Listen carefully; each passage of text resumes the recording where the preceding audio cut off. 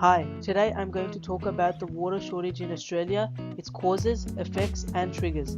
Today's main focus is on my allocated disaster scenario, which is life-threatening water shortage in Australia caused by climate change and triggered by ecstasy.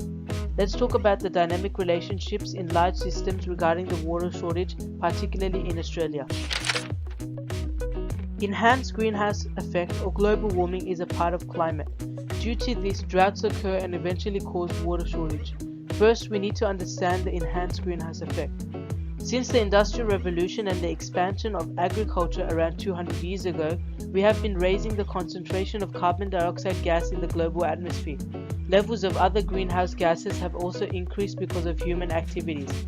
Higher concentrations of greenhouse gases in the Earth's atmosphere leads to increased trapping of infrared radiation. The lower atmosphere is likely to become warmer, therefore changing weather and climate.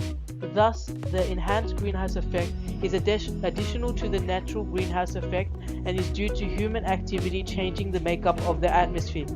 The enhanced greenhouse effect is often referred to as global warming. Now I will discuss more about global warming. Global warming is an increase in the average temperature of the Earth's atmosphere, especially a sustained increase great enough to cause changes in the global climate. The Earth has experienced numerous episodes of global warming throughout its history and currently appears to be undergoing such warming. The present warming is generally attributed to an increase in the greenhouse effect brought about by the increased levels of greenhouse gases, largely due to the effects of human industry and agriculture. Expected long-term implications of current global warming are rising sea levels, flooding, melting of polar ice caps and glaciers, fluctuations in temperature and precipitation, more frequent and stronger El Niños and La Niñas, drought, heat waves, and forest fires. Now I will discuss the triggers of global warming. Global warming is caused by human activities such as burning fossil fuels, cutting trees and farming. When we burn coal and gas to create electricity or use our cars, we release CO2 into our atmosphere. Australia is the biggest producer of CO2 pollution compared to the rest of the world. Electricity generation is the main cause of carbon dioxide pollution in Australia, with 73% of Australia's electricity coming from coal, 13% from gas and the remaining 14% from renewable energy sources. Another factor is deforestation, which plays a role in global warming as plants help reduce the emission of CO2 by taking in CO2 from the atmosphere and releasing oxygen into the atmosphere. If vegetation is cut and burnt, the stored carbon by trees is released back into the environment as CO2. Up to 1/5 of global greenhouse gas pollution comes from deforestation and forest degradation. Additionally, livestock farming produces methane, CH4, a greenhouse gas. Australia is one of the largest livestock farming leaders in the world, contributing to large amounts of CH4 emissions. The usage of fertilizers by agricultural farmers, burning crop shrubs, and livestock waste creates nitrous oxide, another greenhouse gas. As all the systems are interrelated to each other, any system can trigger another system, which can eventually cause water shortage. It means that the third part of the disaster scenario, ecstasy, can also cause water shortage. I will explain later how in a large system ecstasy can cause water shortage. Droughts have many causes, some of which are not having enough rain or snow for a long period of time. If you live near a place where there is a river, a drought in that area can be caused by people upstream not getting enough water or moisture. Droughts can also be caused by what we do. If we use lots of water when there is a lot of rainfall, when there is a drought we won't have enough water. Australia is often affected by droughts because of its geography and low rainfall. Australia is located in a subtropical area that produces dry and sinking air, which results in very little rainfall and clear skies. Another cause of droughts in Australia is the El Niño weather pattern.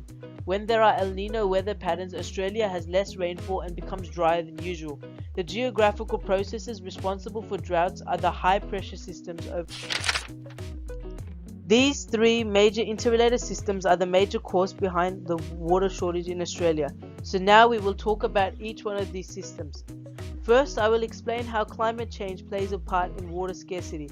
Basically, climate change is caused by man-made greenhouse gas emissions which change weather and climate patterns and eventually cause drought. Water is sourced through rain and snowfall, causing lakes and rivers to fill with water. So any changes in rain and snowfall precipitation can cause water shortage. Australia's main source of water is from rain. Any changes in rain patterns can affect water storage and underground water resources. Now we'll move on to the second system, which is air and water pollution. Pollution can cause water scarcity, as if a water source is contaminated by any hazardous substance or material, it becomes undrinkable.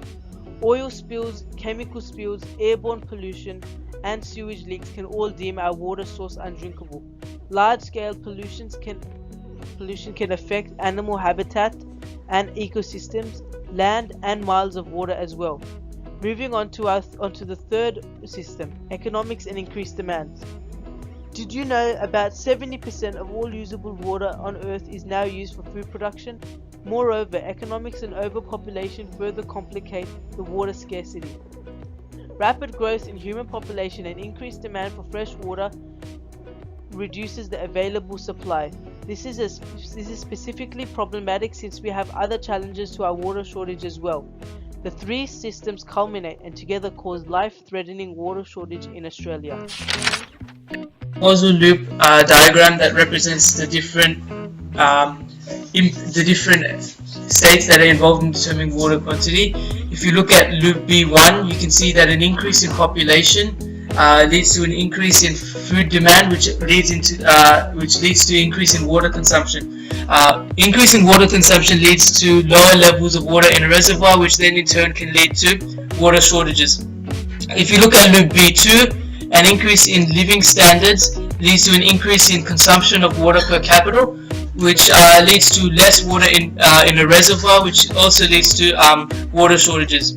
If you look at climate change on the right hand side, if the effects of climate change increase, causing temperature changes, this decreases the amount of rainfall, which increases the area affected by droughts, which decreases the amount of water in reservoirs, which also in turn leads to water shortages. If you look at this causal loop diagram that represents the different states involved in determining water quality and quantity, there are three main factors that can influence the water quality and quantity. So first off, you have rainfall, which if reduced rainfall leads to more wildfires, which can lead to a decrease in water quality and quantity, which leads to water shortages. Likewise, climate change may cause an increase in temperature. An increase in temperature may cause loss of vegetation and more wildfires, and these two factors can also cause lower water quality and water quantity, leading to water shortages.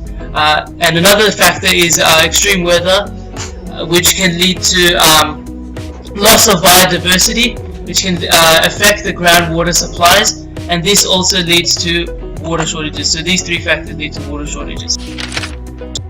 Now we will focus on the third part of our disaster, which is how ecstasy can trigger water shortage due to climate change. As you can see in the diagram, production of ecstasy affects trees as ecstasy is made from sassafras oil, which is derived from the bark of the tropical tree. This leads to the deforestation of around 500,000 wild trees annually, and also the disposal from ecstasy production can lead to water shortages. As you can see in the diagram above, production of ecstasy can lead to water shortages such through the consumption of ecstasy, which increases the human body temperature. This increase in the human body temperature increases dehydration, and this in the end affects the water shortage as people have to drink water in order to remain hydrated. If you look at this causal diagram of production of ecstasy on the right, you can see an increase in the amount of trees cut will lead to deforestation, which can lead to global warming. This global warming in turn leads to climate change, and climate change leads to water shortages. On the other hand, the production of ecstasy requires water, and the disposal of this water leads to water pollution. Water pollution can lead to climate change, and this in turn leads to water shortage as well. The consumption of ecstasy also results in water shortage, as ecstasy increases the body. On the surface, the systems may appear unrelated. It can be seen that through systems analysis, we can gain an insight on how water shortages can be caused by global warming and triggered by ecstasy. Isolated systems can be interconnected.